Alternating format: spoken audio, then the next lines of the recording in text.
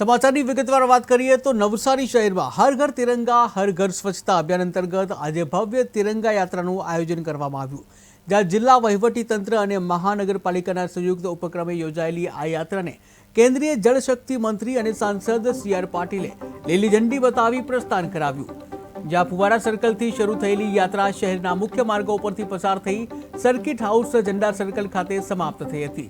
ત્યારે 50 મીટર લાંબો તિરંગો યાત્રાનો મુખ્ય આકર્ષણ રહ્યું હતું, જ્યાં દેશભક્તિના ગીતો, તરૈયા અને પારંપરિક નૃત્ય સાથે દેશપ્રેમનો જુસ્સો છલકાયો હતો।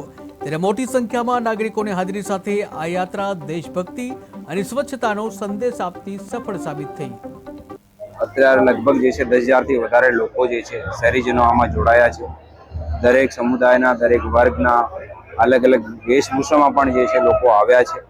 સાથે સાથે તમામ પદાધિકારીઓ, તમામ ચૂંટાયેલા પ્રતિનિધિઓ, કોલેજના સ્ટુડન્ટ્સ અને પોલીસના, SDRFના, NCCના, ફાયરના પણ જવાનો છે।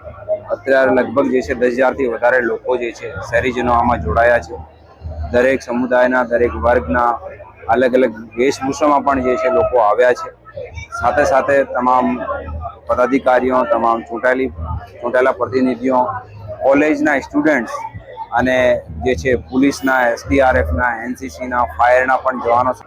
અત્યારે લગભગ 10,000 થી વધારે લોકો શહેરીજનો આમાં જોડાયા છે।